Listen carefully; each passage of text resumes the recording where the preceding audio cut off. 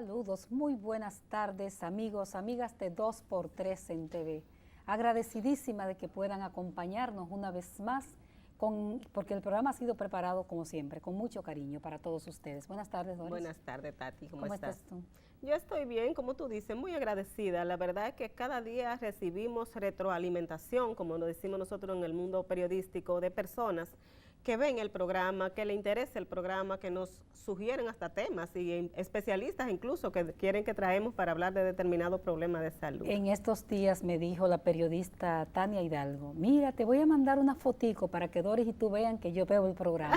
Y eso tiene un valor muy grande, que gente se tome su tiempo en esta vida tan agitada que vivimos todos, para ver, porque de repente usted no está descubriendo América en el programa, pero usted puede socializar. Por ejemplo, en el día de hoy vamos a tener un contenido que nosotros queremos que usted no se lo pierda. Excelente, y aceptamos sugerencias. Sugerencias. Porque siempre he dicho que en este mundo es un aprender constante, o sea, nadie sabe todo lo que ocurre y aprendemos. A mí me encanta que me hagan sugerencias y que me digan, mira, esto no quedó bien así, debiste hacerlo así, si lo hiciste así te quedaba mejor, y eso sirve para aprender. Por ejemplo, dice, pero Tati, deja hablar a Doris.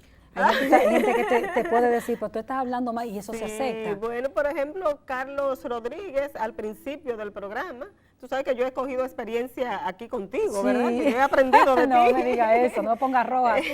Entonces él al principio me decía, no, que te enfoquen más, porque a veces quiero hacerte una foto mientras hablan y me decía, esto, aquello, y yo le agradezco muchísimo, porque de las personas con experiencia que se aprende realmente. Y la verdad que ha sido una experiencia, toda esta experiencia de trabajo contigo, ya eres una profesional, no porque profesional has sido tú de muchos años, pero en materia de la televisión, nada que envidiar. Gracias. Mira, Tati, hablando de experiencia, tú que visitaste recientemente el recién inaugurado Hospital Francisco Moscoso Puello, que nosotros que le dimos ese seguimiento hasta de huelga, o sea, es un hospital que se remodeló con los pacientes dentro y con el personal de salud dentro. Recuerda que llegaron a un punto tan desesperado el personal, en medio de polvo, de todo, de obreros, de todo, del caos, que significa reconstruir con personas dentro, que una vez se anunció hasta paro de labores, o sea, que iban a abandonar el hospital. Tú que fuiste y lo visitaste, yo no he tenido la oportunidad, ¿qué tal? Bueno, tú sabes que todo lo nuevo es bonito. Exacto. Uno hace una remodelación en su casa y pinta y eso se ve lindísimo, pero muchas situaciones, por ejemplo, vi el hospital ya todo manchado. Falta personal de limpieza. Tú sabes que el Estado, los gobiernos son buenos inaugurando, poniendo las cosas nuevas, faltan equipos, falta personal de limpieza. Por ejemplo, yo no hice el reportaje con esos aspectos porque fui a buscar otra cosa. Pero, por ejemplo, había fundas de basuras manchadas en el medio de los pasillos, había basura sin tratar en el medio de los pasillos, haciendo un esfuerzo, como un director haciendo un esfuerzo denodado por mejorar aquello, pero le faltan médicos intensivistas, le faltan enfermeras, le faltan ecografistas, le faltan intensivistas, cardiólogos. El hospital necesita más de 70 personal nombrado. Entonces, deficiencias propias y un hospital masificado, que ahí es que tú te das cuenta definitivamente que no comenzó ese primer nivel de atención que tanto se requiere. Un hospital del tercer nivel que no le cabe clínicos, el Moscoso Puello. Sí, claro.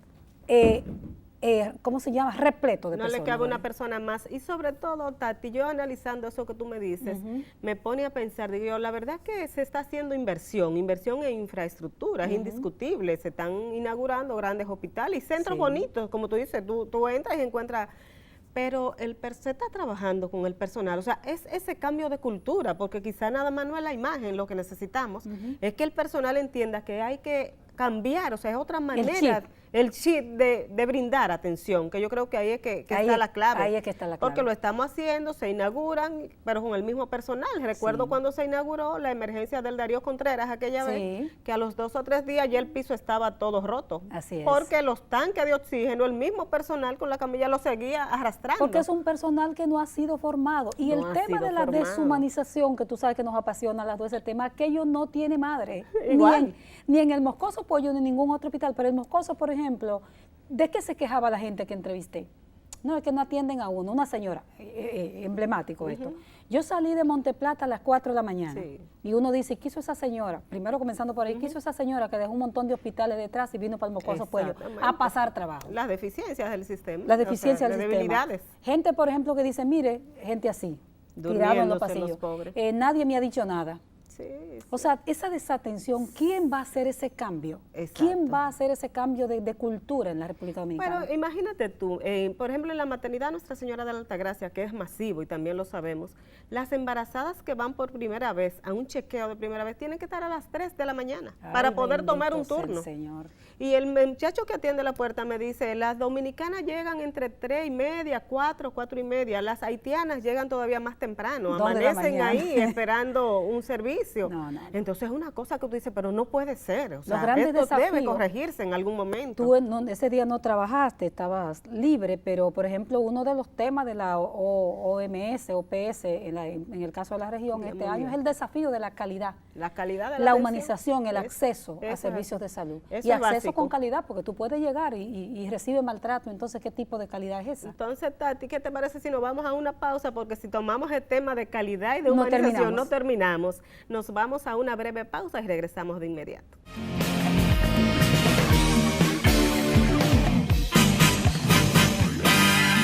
Buenas, estamos hoy con el hematólogo Sócrates Sosa. Sosa es un médico de nosotros, un médico de la casa, como le decimos nosotros, un especialista que cada vez que lo traemos siempre tenemos esa retroalimentación porque tocamos temas con él que a todos nos interesan y a todos nos preocupan. Y son esas enfermedades de la sangre, ¿verdad? La hematología, que de eso es que se encarga. Y también de otro problema que tanto tenemos en el país, es la disponibilidad de sangre. ¿Quién no sabe los problemas que hay cuando se necesita una cirugía o cuando tenemos un paciente ingresado en cuidados intensivos, en una condición crítica que requiere de sangre? Entonces, con Sócrates, que es el presidente de la Sociedad Dominicana de Hematología, vamos a hablar sobre todos esos temas. Sócrates, feliz de tenerte aquí con nosotros. Igual yo feliz de estar con ustedes una vez más. Gracias por la invitación. Pues comencemos definiendo, la gente generalmente ni sabe mucho lo que es hematología, solo sabe que es un problema serio de sangre. ¿Qué es la hematología? Ciertamente la gente no solamente no sabe, sino que cuando le hablan de ir al hematólogo, de primera intención llegan con los ojos grandes, llegan asustados. O sea, un hematólogo, porque inmediatamente a alguien se le ocurre, acuérdate que fulano fue donde el hematólogo y tenía una leucemia. Fulano fue donde el hematólogo porque tenía una bolita en el cuello y tenía un linfoma y se murió. Como peligro, como entonces la gente exactamente llega como con el warning, como dicen los gringos, peligro, la alerta. Entonces pues el hematólogo es el especialista, como bien decía Doris, encargado, o sea, el que estudia la sangre. O sea, la palabra hemato es sangre y la palabra logia es estudio. O sea, que el que refieren a un hematólogo no necesariamente tiene que ser por cáncer o algún problema serio de salud, ¿verdad? Para nada. El grueso de la consulta de un hematólogo son consultas benignas, diríamos. O sea, un paciente con anemia, un paciente con una falsemia, un paciente con talasemia. Son enfermedades que la maneja el hematólogo y que le corresponde al hematólogo el tratamiento final de estas enfermedades. ¿Qué es la talasemia? La talasemia es otro tipo de hemoglobinopatía, es una alteración también en una cadena de la hemoglobina, parecida a la falsemia, para que la gente entienda. Aquí en Dominicano manejamos más el término falsemia. Sí, de falsemia. Tenemos más falsemia, que es una entidad en la que hay un cambio en una de las cadenas de la hemoglobina que produce una alteración en la estructura de la membrana del glóbulo rojo, que entonces lo produce deforme. Ok.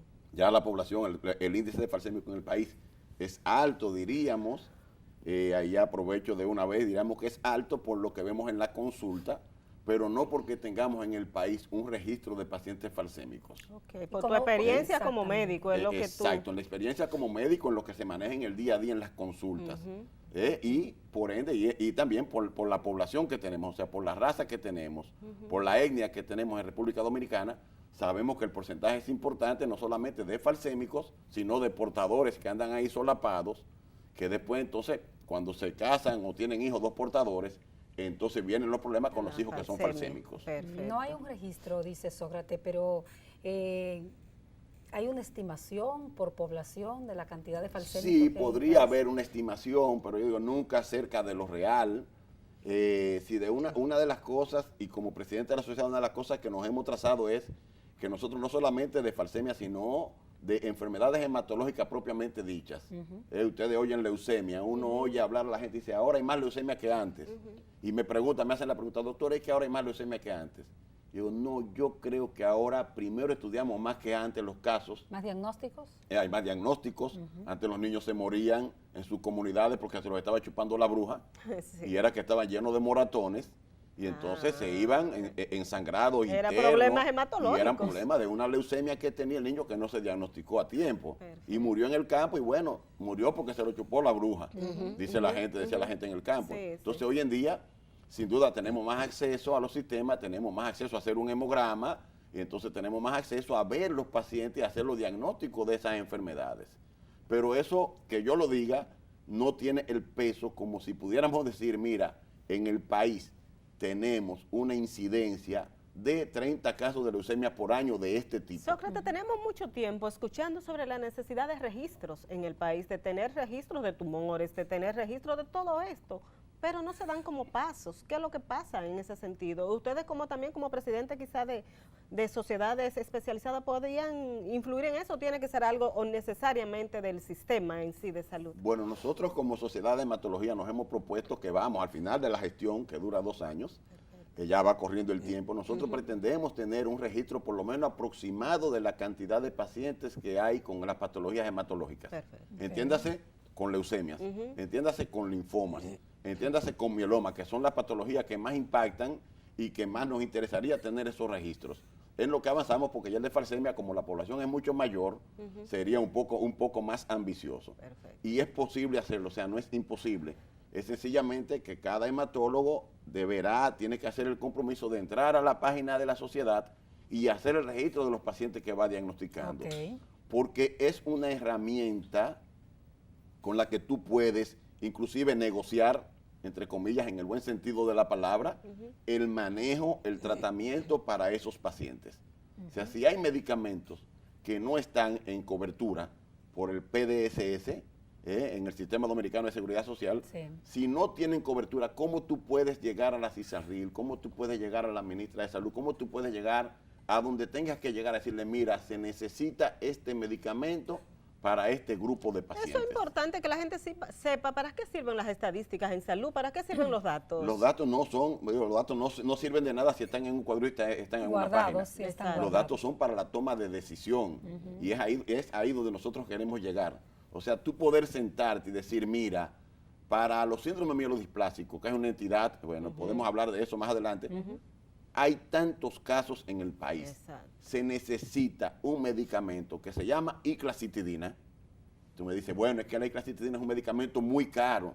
Yo, sí, pero cuando tú estás hablando de que hay 5 casos, lo muy caro no es nada. Exacto. Ahora, si tengo 100,000 casos, ya eso amerita una acción diferente, amerita una intervención diferente, porque un medicamento caro, muy caro, con una enfermedad muy común, entonces tú tienes que ver cuáles son las estrategias para que ese medicamento llegue a esa población. Perfecto. Entonces las estadísticas para nosotros son parte de la negociación, vuelvo y pongo entre comillas para que la gente no entienda negocio, de la negociación para poder hacer accesible los tratamientos, los medicamentos de determinadas entidades a determinados grupos de pacientes. Desagreguemos un poco estas grandes patologías que tienen que ver con la sangre. La falsemia, ¿a qué población afecta? ¿Cuáles son los grupos de edades? ¿Con qué se relaciona? ¿Por qué falsemia? Mira, falsemia no tiene, vamos a decir, un blanco poblacional específico en la población dominicana. Decíamos hace un ratito, o sea, la etnia, todos tenemos, o sea, la descendencia sabemos de dónde venimos. La falsemia vino del África, entonces aquí todos tenemos el negro detrás de la oreja. Sí, yo digo que no, que lo tenemos delante de la oreja. Sí, claro. Porque lo de detrás queremos ponerlo como que estamos muy lejos. Aquí todos tenemos el negro delante de la oreja. Entonces el mero hecho de tener esa condición, cualquiera puede en la población tener el gen y ser portador de la falsemia. Ahora, claro está, en la medida que la población es más educada, en la medida que hay más educación sobre la patología, sobre la enfermedad, lo que se aspira, lo que se espera es que los casos vayan desapareciendo.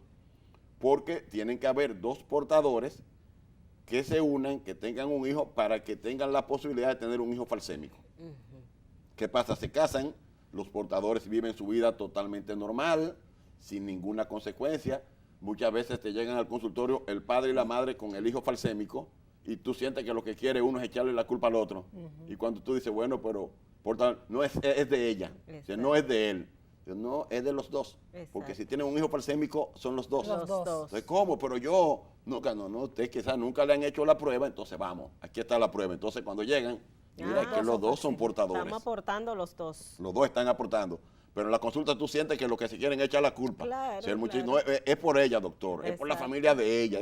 No, es que son los dos. Sobre todo los hombres, amigos de buscar culpables. Bueno, yo lo veo de lado y lado, porque hacen así con el dedito. Las mujeres y le hacen así con el dedito. Eso. Así le digo, no, son los dos. Entonces no hay una etnia poblacional. O sea, cualquiera puede tener un hijo falsémico si la condición se da en que los dos padres son portadores. Una vez se tiene ese niño falsémico, ¿qué es lo que hay que hacer? A vivir con su condición. Vivir con su condición. Es una condición que se nace con ella. Exacto. Bueno, saber que va a estar haciendo crisis durante toda su vida, de que va a Aunque esté en tratamiento. Crisis de dolor. Lamentablemente para la falsemia los tratamientos no van dirigidos a la cura, sino van dirigidos a la mejoría de los síntomas, Exacto. a tratar de evitar las crisis. Hoy en día, y lo vimos hace un par de años en el Congreso Americano de Hematología, hay un aminoácido que es la L-glutamina, que se utiliza, la usa la gente para ir al gimnasio como un aminoácido, que está demostrado, y ahí están los estudios, ya la FDA, el organismo de acreditación de Estados Unidos, lo aprobó su uso en falsemia, porque se ve, o sea, a ciencia cierta, que la deformación del glóbulo rojo, producto de la falsemia, cuando se está en tratamiento con ese aminoácido, es mucho menor.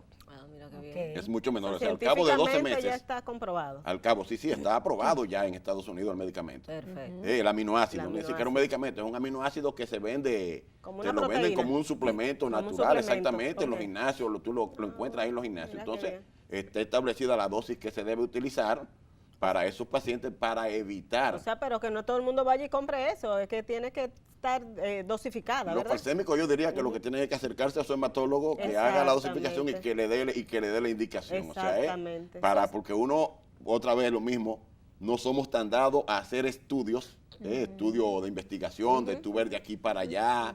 Yo tengo imágenes que cuando van mis pacientes se las comparto, qué pena que no traje una, para que imágenes de estudios que han realizado fuera del país, en donde tú alcanzas a ver un frotis de sangre periférica de un falsémico, o sea, un extendido de sangre que lo ves al microscopio, y ves la cantidad de células deformes que tiene, y al cabo de 12 meses, el mismo paciente se le hace el frotis de nuevo, y no tiene esa cantidad de células crenadas, de células rotas, como son las células de los falsémicos. Es una buena noticia. Que en el caso de la leucemia, igual a que hablamos de la falsemia, pero ¿y la leucemia? ¿Leucemia es cáncer en la sangre? La leucemia ciertamente es una clona celular anormal que se desarrolla de forma vertiginosa, o sea, una célula maligna, como dice la gente, una célula maligna. Ahí la población ya no está directamente, o sea, no está ligado a la herencia. El hecho de que usted haya tenido una leucemia no quiere decir que su hijo va a tener una leucemia, o sea, el abuelo lo tuvo. Ciertamente pasa lo mismo cuando hay alguien en la familia que lo tuvo, entonces la gente piensa que todo el mundo después de ahí también va a tener y viven con el miedo. Como yo les digo siempre, es cierto que delante del ahorcado no se puede mencionar la soga, pero no todo es leucemia a partir de aquí. O sea, hay uno que lo tiene, los otros no lo tienen. No está ligada a la herencia. O sea, no está ligada a la herencia, ¿es que la ligamos? Hay mutaciones genéticas que ya están demostradas, alteraciones cromosómicas que se dan. Individuales. Individuales, exactamente, que están en el genoma, en el mapa genético de cada uno, que son las que propician en algún momento dado que esa célula cambie, que esa célula diga ya a partir de aquí yo no produzco más células buenas, sino que son células malas, con la particularidad o la desgracia de que las malas se multiplican 4 veces más rápido que las buenas. Caramba. Generalmente ocurre eso con las cosas.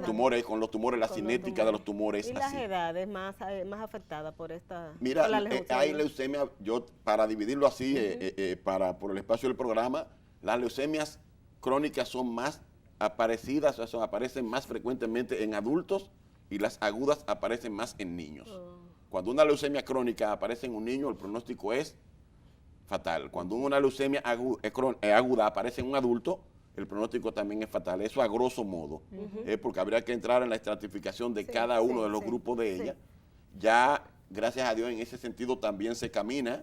Yo soy de los que digo que ahora yo estudié mucha quimioterapia, todos los hematólogos estudiamos mucha quimioterapia, ya con el devenir del tiempo lo que habrá que estudiar es inmunoterapia. Inmunoterapia, sí, eso dicen Inmunoterapia. mucho los oncólogos están hablando mucho La inmunoterapia es lo que está mandando, porque en la medida que la ciencia va demostrando y va encontrando cuál es la alteración que se produce a nivel del cromosoma, en la genética, para que la gente entienda, del individuo, en esa misma medida se camina a la solución de esa alteración o de esa inversión, diríamos, de ese cambio a nivel de la genética del individuo para conseguir la cura.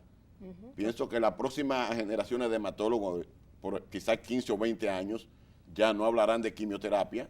La quimioterapia deberá haber quedado en el pasado como parte de la historia de la hematología, y dirán, de hecho lo estamos viendo en el día a día, lo estamos viendo hoy, o sea, vemos que pacientes con la misma leucemia, ya hay leucemias, que tú apostabas, tú decías antes, bueno, una leucemia mieloide crónica, o sea, bueno, vamos a poner el busulfán, que es el medicamento de lesión, pero tú con eso lo único que buscabas era disminuir la cantidad de blanco, y al final del tiempo el tipo volvía otra vez y progresaba la enfermedad, pero ya hoy en día hay medicamentos para ese tipo de leucemia con el que tú solamente no ves la cantidad de blanco disminuir, sino que puedes irte a la genética y ver el cambio que había en principio, la carga que tenía del cromosoma, del gen, que estaba dañando. Entonces tú lo sigues en el tiempo y dices, mira, ahora tienes menos que 0.001 de ese cromosoma aberrado, dañado.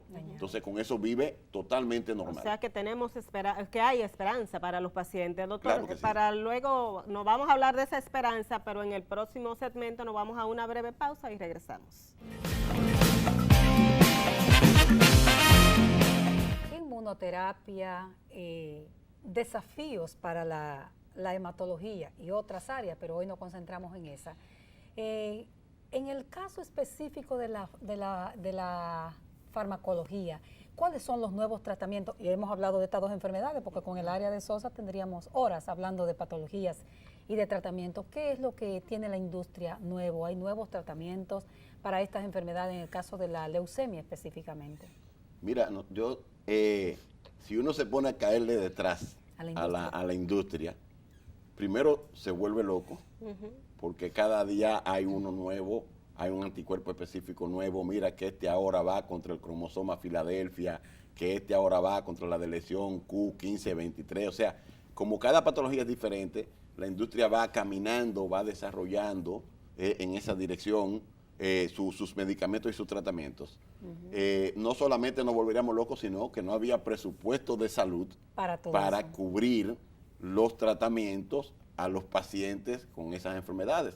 O sea, claro, la aspiración fuera a que sí, a que pudiéramos tener todo ese arsenal que la industria pone a disposición de cara a conseguir, en muchos de los casos, la cura o el control definitivo de esa entidad. ¿Buscará eso en realidad la industria? ¿Mantener al paciente o curar la enfermedad? Mira, la industria lo primero que busca es sacar su beneficio. Claro. Eso hay que estar claro, si es un negocio, la industria lo que busca es tener ganancias, pero hay enfermedades, de paso, bueno, se lleva que ya hay. ¿Por qué? Porque además siempre van a aparecer nuevas. Siempre van a haber cosas nuevas en las que la industria tendrá que innovar y tendrá que seguir haciendo. Entonces yo digo, en el mundo de los MUMAP, y cuando digo los MUMAP es porque todos los anticuerpos, como son en Estados Unidos MUMAP, eso es anticuerpo monoclonal. Anticuerpo monoclonal al final, hace 20 años, el rituximab, es un medicamento específico para determinado tipo de linfoma, determinados tipos de célula dañada, la CD20. De alto costo, dicho sea de paso. De alto costo, pero bueno, cuando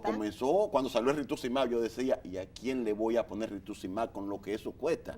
Pero ya hoy en día, inclusive, está cubierto en el PDSS, o sea, porque el costo, ya la industria a 20 años, primero la patente se libera, la patente se libera, ya podrán haber no genéricos. Pero porque biosimilares, en por lo inmunoterapia menos. no se puede hablar de genéricos, sino de biosimilares o bioequivalentes. Exacto. O bioequivalentes.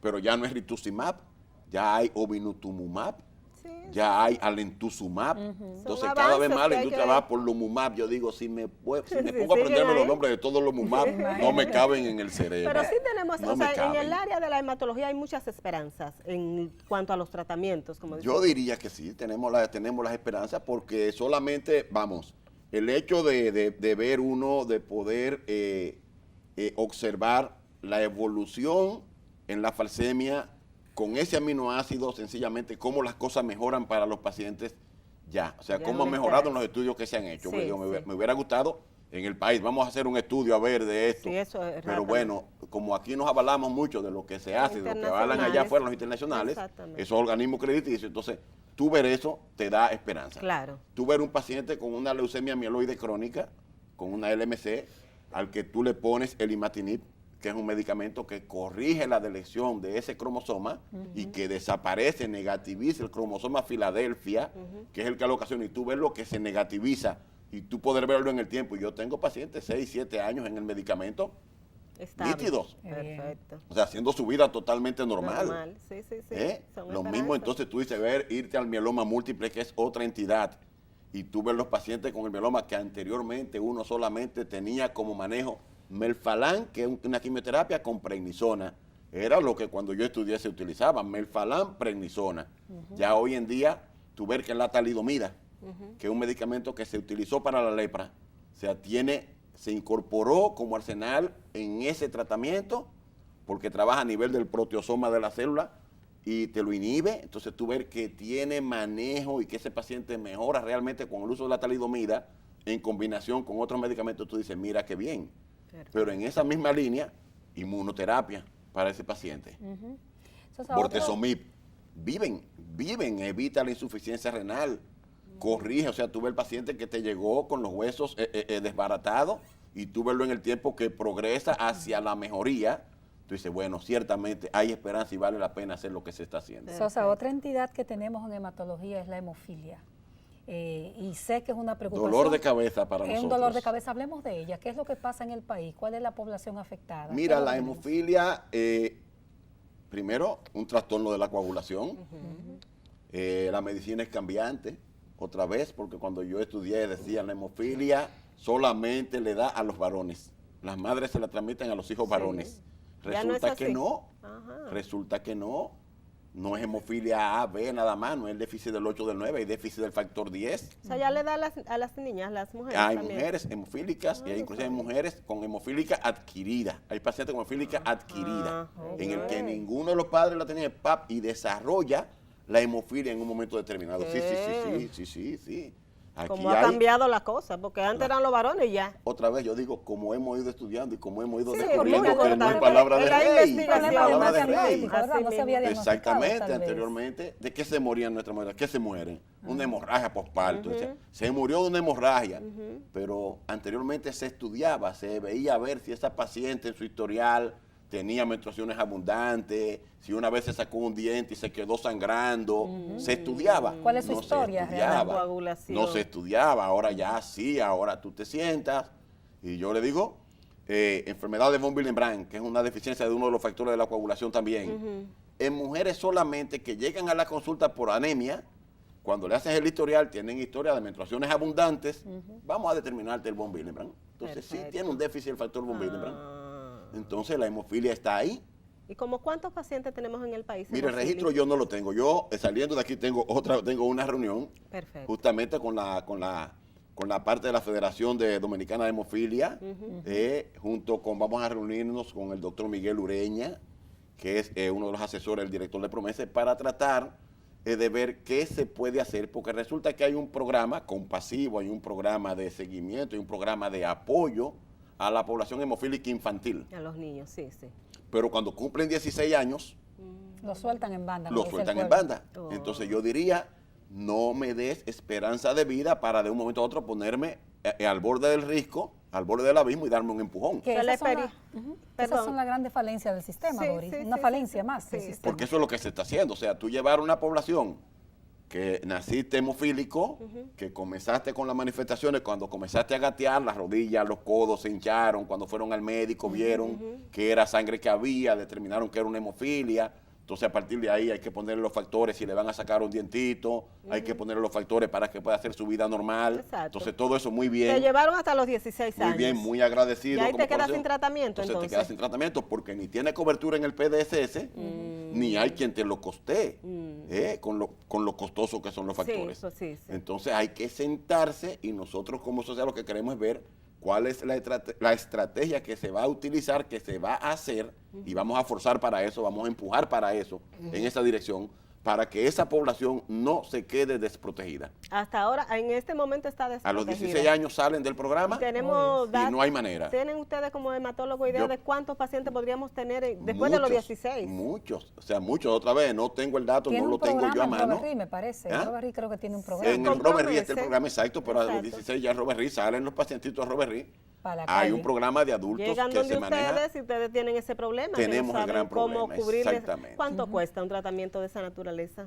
Va a depender, hay medicamentos que no son tan costosos, quizá 4 o 5 mil pesos un frasco de factor, pero hay otros que son mucho más costosos, porque ¿qué pasa? Que el hemofílico, con el tiempo, utilizando factores, acuérdate que los factores son derivados sanguíneos, crea lo que se llama inhibidores. Entonces llega un punto en que utilizando ese factor que está ahí, que es el que se le ha puesto siempre, no responde. Entonces tiene que irte a un factor diferente, a otro nivel, que ya ahí la cosa es mucho más costosa. Pero nada como una vida humana. No, o sea, nada como una vida humana. ¿Cuál es el dilema que tiene un paciente hemofílico joven, por ejemplo, un niño hemofílico? ¿Cuál es el dilema que tiene en el día a día? O sea, ¿se puede caer, se puede partir y desangrarse? ¿Cuál es la...? Claro. Mira, yo diría una de las primeras manifestaciones de un paciente hemofílico, la más común, porque en el mismo canal de parto pudiera ser una hemorragia cerebral cuando va saliendo la cabecita y pudiera ahí comenzar a tener manifestaciones, o el ombligo que el pediatra cuando ve no sella. Entonces, bueno, es que investigue, es hemofílico. Pero un niño comienza a gatear, su vida normal, todo chévere, todo bien. Cuando comienza a gatear, notan que comienza a llorar, comienza a gritar. Entonces, espérate, ¿qué pasa con el niño? Cuando miran los coditos, miran las rodillitas donde apoya, hace hemartrosis. O sea, por el apoyo, hace sangrado intraarticular que le impide entonces hacer su vida, hacer su desarrollo normal como un niño. Comienzan los problemas, comienzan los dilemas para esa familia. El diagnóstico bien hecho, un pediatra hematólogo, el diagnóstico de seguimiento, entonces, bueno, va a determinar si necesita la administración de factores para poder seguir ese desarrollo. Si el déficit no es tan importante, bueno, pues tomar medidas para que el niño pueda seguir creciendo sin ningún inconveniente. Pero es una, como digo yo, a partir de ahí se convierte en una cajita de cristal, porque tú no quieres, si va al odontólogo cuando le salen los dientitos, los primeros molares, y hay que extraerlo, entonces hay que ver. Ahí está la situación. Hay que dosificarlo, ahí comienza el problema. Si hay que hacer una cirugía por una apendicitis porque nació con una hernia inguinal, tiene una hernia, hay que hacer cualquier procedimiento que haya que hacer. Hay que ver cómo están esos factores y hay que comenzar a dosificarlo y hay que comenzar a administrárselo para que pueda seguir haciendo su vida normal. Si tiene buenos niveles, si está bien dosificado, es un niño, es un paciente que puede hacer su vida totalmente normal en el contexto, en el buen contexto de la palabra. Pero si no recibe tratamiento. Entonces comienzan las complicaciones, comienzan las limitaciones. Un niño con una hemartrosis que crece, que esa rodilla sigue creciendo, va a tener sin duda alguna, si no se interviene, si no se actúa de forma adecuada, va a tener primero la limitación del miembro, porque va a dejar de utilizarlo en algún momento, y vendrá todas las consecuencias de eso después. O sea que aunque llegue a adolescente, adulto, si deja el tratamiento en esa etapa, puede empezar a hacer todas esas complicaciones. No se curó la enfermedad, no se corrigió la enfermedad, claro está. Entonces ya tú con 16 años comienzas a manejar, comienzas a ir a la universidad, tiene mayor exposición, ya no está bajo el cuidado de los padres, ya no está bajo la sala de mamá y papá, tiene mayor riesgo en todo el sentido de la palabra. Entonces, ¿tiene cobertura de la Seguridad Social? No tienen cobertura los factores de coagulación en la Seguridad Social. Ok, ese es el programa que tiene Doris Promese, que lo cubre, ¿verdad? Promese lo cubre directamente al Robert Reed. Al Robert Reed mandan los medicamentos, tiene Robert Reed, tiene su stock de medicamentos para los pacientitos, tienen, claro, que notificar a Promese cada vez que utilizan uno de esos factores, mandar la ficha de en qué paciente se utilizó. Todo eso a través de la fundación, muy bien, que sí, exactamente, también. muy bien, pero nosotros aspiramos a que el hemofílico no se suelte en banda. Y qué bueno que ponemos el tema, porque abril es el mes de la hemofilia. Justamente abril es el mes de la hemofilia. En medio del mes de la hemofilia. Entonces, que los hemofílicos tengan esa cobertura, que tengan esa seguridad de que cumplí 16 años y no me voy a quedar ahora. En el aire. Yo Caramba, digo, ya después de grande. Si pudiera hacer una representación gráfica de esto, pondría una figura de una persona llegando a la orilla de un abismo, a la orilla de un risco, y parándose ahí. Cumpliste 16 años, hasta ahí, los 16 años de ahí, entonces te empujo, te doy una patada y te empujo al vacío. Bueno, vamos a pedir entonces la anuencia del doctor Sócrates Sosa. Vamos a unos mensajes comerciales y venimos entonces con el problema de la sangre en el país, porque de eso también sabe mucho nuestro invitado. Volvemos en un momentito. Continuamos conversando con el doctor Sócrates Sosa, hematólogo. Y Tati, antes de la pausa, habló de un tema, y es la sangre. Sabemos, como decía yo al principio, las dificultades que tenía la población dominicana al momento de requerir sangre. Sosa, ¿cuál es la situación del país y por qué todavía no hemos superado esa parte de que si una persona requiere una cirugía, encuentre la sangre en el hospital y no tenga que salir a buscarla fuera de ahí? Perdóname, Doria, hay que decir que el doctor Sócrates Sosa fue el anterior por muchos años, director de los bancos de sangre del Ministerio de Salud. Y hace un tiempecito que, bueno, dejó la posición. Bueno, la situación sigue siendo la misma. Todavía no se termina de estructurar, no se termina de armar la Red Nacional de Bancos de Sangre, una red que debe ser una red única, que no debe existir una red pública y una red privada, porque no hay una sangre pública y una sangre privada. No hay una población demandante en el público que no existe en el privado. La parte privada tiene que ser necesariamente incorporada a esa red por muchísimas razones, o sea, razones socioeconómicas. No es verdad que la población de abajo, por si la queremos estratificar, va a estar en las mismas condiciones de donar sangre que la población de arriba, por razones que todos conocen. O sea, hay que tener buenos niveles de hemoglobina, hay que estar muy bien alimentado. Entonces, hay que tener claro que tiene que necesariamente una apoyarse en la otra. Debe ser solidario, como dice el sistema. Así es, el privado no te va a aportar su sangre para que esté utilizada solamente en el público. Claro. Es una cuestión del ser humano, una cuestión de egoísmo. Es un bien público la sangre. Es un bien público, yo dono sangre porque entiendo que cuando la necesite la voy a tener. Exacto. Entonces, si yo la voy a donar y la van a utilizar solamente en la República y cuando yo vaya no va a haber, entonces pues yo, como dice la gente, me quedo con mi sangre adentro. Me quedo con mi sangre adentro. Para nosotros como hematólogos es un gran dolor de cabeza porque cuando tú le pones tratamiento a un paciente con una leucemia, y tú entonces sabes que las plaquetas le van a bajar, que la sangre va a bajar y que tú vas a necesitar ese componente, entonces darle un papelito a un familiar y decirle, mire, salga a buscar. No, yo digo que nosotros nos convertimos en criminales. Sí, es muy duro. Eso es toda una tragedia, salir en criminales. Nos crea, exactamente, nos crea un gran dolor de cabeza. Por ejemplo, la parte de trasplante de médula, que trabajo esa parte en la Plaza de la Salud. Cuando hacemos un trasplante de médula, una de las cosas que tenemos que sentarnos a definir con el familiar es, mire, en el interín, en los próximos 10 o 15 días, en lo que el paciente está ya sometido al trasplante, usted va a necesitar tener sangre y plaquetas. Tener esos donantes. Entonces, de verdad que para nosotros como médicos, la población a veces piensa que son ellos los que lo sufren, pero nosotros como médicos es muy duro tú tener un paciente con 3,000 plaquetas y entiéndase que debe tener 150,000 como mínimo. Ay, mi madre. Y tú saber que está en todo el riesgo de hasta por una picada de ojo hacer un sangrado y tú darle un papelito, mire, sabe que la que yo agoté el recurso que tengo en el hospital y no hay. Es muy difícil.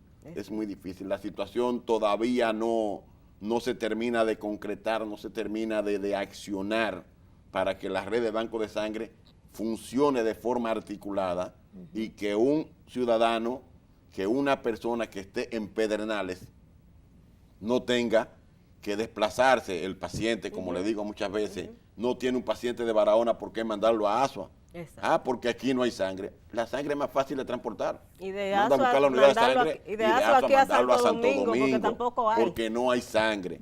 Eso es muy duro y es muy difícil. Y después tú sabes lo que hacen los pacientes. Cogen para los medios de comunicación y entonces en la televisión hay un cintillo o salen a buscar las redes sociales. O sea, eso es toda una tragedia. Y siempre la tragedia, como digo, cuando el cintillo sale, no es una emergencia.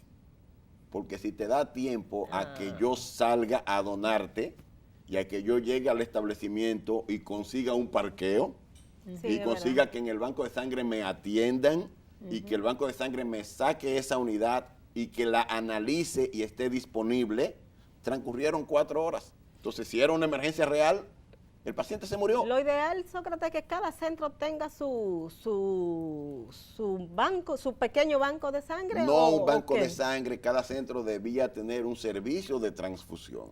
Ah, un Un servicio, servicio de transfusión en donde solamente la sangre se almacena, la sangre se tiene etiquetada, se tiene almacenada para utilizarla en el paciente. Porque un banco de sangre ya implica más allá, implica Ok. equipos, implica salir a la calle a buscar la sangre, implica la separación de componentes. Entonces no, eso es incosteable, es insostenible, es lo que el Insostenible, sistema ok. hasta ahora ha mantenido. Un Ah, banco ok, de ese es el sangre. sistema, eso es lo que hay Un ahora banco de mismo. sangre en cada hospital. Y así Eso no es. es una... Infuncional por demás. Infuncional, entelequias, equipos inservibles. Exacto. Hace 18 años, cuando yo estuve en la dirección, cuando la asumí, fui a un banco de sangre en el sur del país y había una visita que hice y me encontré una nevera de banco de sangre de todo el tamaño que llegaba de aquí a allá, que quizá en un hospital grande de acá de Santo Domingo no tenía, tenía la capacidad para utilizarla, y lo que habían en la nevera eran 4 guineos. Oh, Dios mío. Guineos. 4 guineos. Dios 4 mío. guineos. Señores, con el doctor Sócrates Sosa, hematólogo y en este momento presidente de la sociedad, se nos quedaron todos los temas de Así tumores y de es. todo eso. Pero las puertas de este programa están abiertas para volver Como siempre. sobre el tema. Ustedes me invitan, que yo siempre estoy disponible para ustedes. Muchas gracias, doctor, y será hasta la próxima semana.